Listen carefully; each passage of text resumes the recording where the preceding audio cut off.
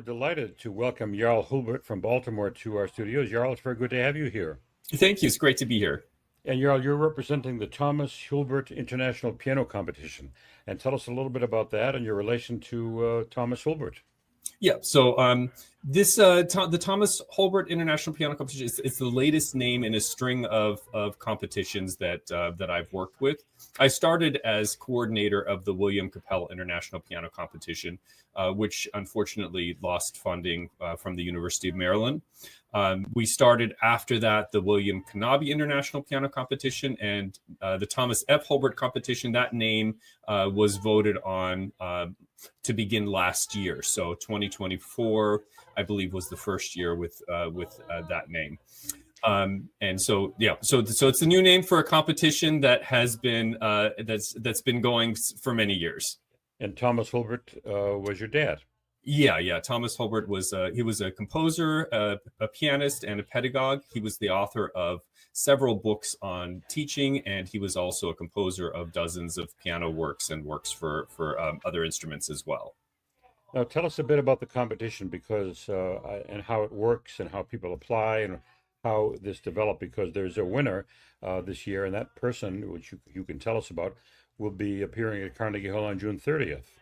Yeah, that's right. So the winner who's appearing on June 30th, he actually won the 2024 Carnegie Hall Award. We have a number of different awards, and the Carnegie Hall Award is one of them. So that's Ethan Zhao, and he's going to be performing the first movement of Beethoven's Opus 31, number 2 at Carnegie Hall on the 30th of June. We have an application portal through Accepted. Applicants can access it from our website at hulbertinstitute.org. And the age categories vary just a little bit. We do ages 6 to 17. We have a number of different divisions for those age groups, and we have both options for doing all video or for doing a video first round. We consider our application to be our first round, followed by a live semifinal round, which then goes to a live final round. Those rounds take place at the University of Maryland, Baltimore County, in the beautiful concert hall that they have there. This coming year, the 2025, we're reintroducing something that was a standard feature of the William Kapell competition, which is the 18 to 32 age group. And so for 2025, in addition to our Carnegie Hall Award, we're going to have a $10,000 grand prize that will be awarded to a lucky winner in that 18 to 32 age group.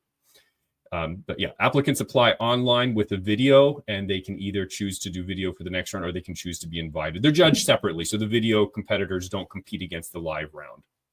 And in case anybody watching would like to apply, what is the URL or what's so the website? www.hulbertinstitute.org, Hulbert, Hulbert Institute.org. That will take you to our competition page, and there's a link to applying online, which redirects you to the page on it's Get Accepted. It's one of the big companies that does applications for colleges and different competitions. So we're thankful that we have the relationship with them to have the portal there for applications. And how many pianists did Ethan Joy is his name? Ethan Joy. Ethan Zhao. How many competitors were there? How many people applied? So for 2024, the Carnegie Hall Award goes to one. Last year, it was to go to one person from various categories, and he was actually in the category. He was in the category that went up to age 13. So we start. I think last year we had probably around 100 applicants that whittled down to. We do semifinal rounds of up to 20 applicants per category, and then the finals we have between 3 and 5 performers who perform in their category in the final. So the key was that he did the finals. He made it to the finals, and in his category, I don't remember the exact number, somewhere between 3 and 5. But in his category, I think his category probably had 5 performers. He outshone some of the other categories as well, and the judges decided that he was the one to receive the Carnegie Hall Award. And how old is Ethan? He's under 13, but how old is he? He is. I would have to review his age. I apologize, but yeah, he is. I believe he's 14 now. Now, but, yeah, sure. His bio will be available, Right. I'm sure, at the Carnegie Hall program. So. Right. So that's very exciting. We'll look forward to his performance. Now, there's no orchestra part of this, just solo piano. Yeah, this is a solo piano performance. Yeah. I see. Great.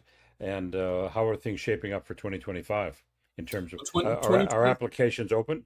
Is it? yeah, applications are open. The application deadline is April 21st, I want to say.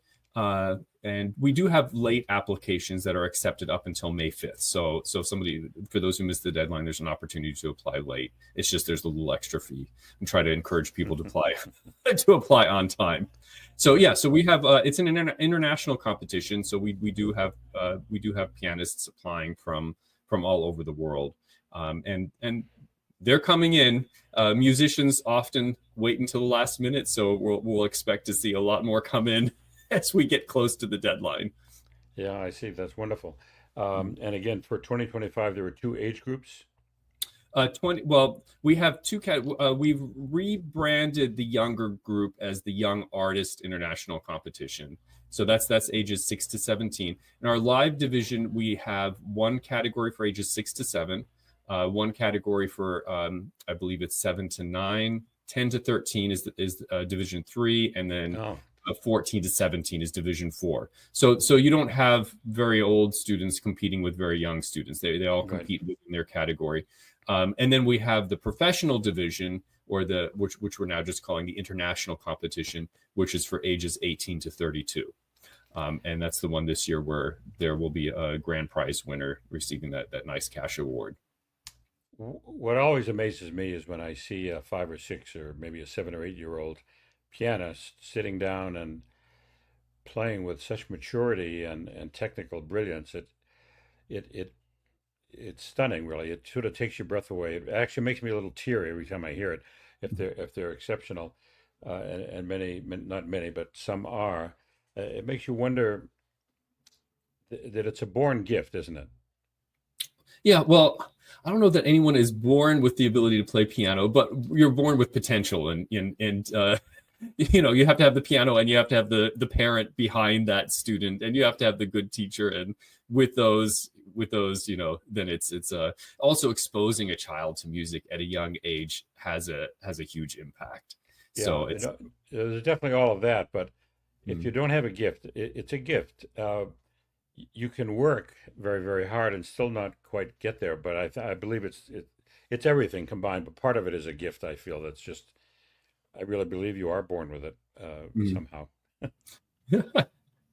Yeah, the musical ability and the facility and the ear, being able to hear and navigate all that. Yeah, that's definitely something that I think that people can be born with.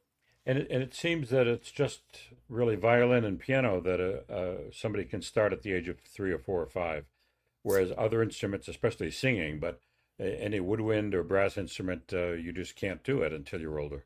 That's also something very special about piano. Mm-hmm. So this is very exciting. I love piano, and the idea of these competitions are wonderful. And by the way, is this a yearly competition or? Yeah. So at this stage, we're starting that 18 to 32 category this year, and that's going to happen every 2 years. But the 6 to 17, those age groups that I mentioned, the young artist competition, ages 6 to 17, that we're doing annually. So we do it every year. And you mentioned that it is worldwide. What are some of the other countries that you hear from?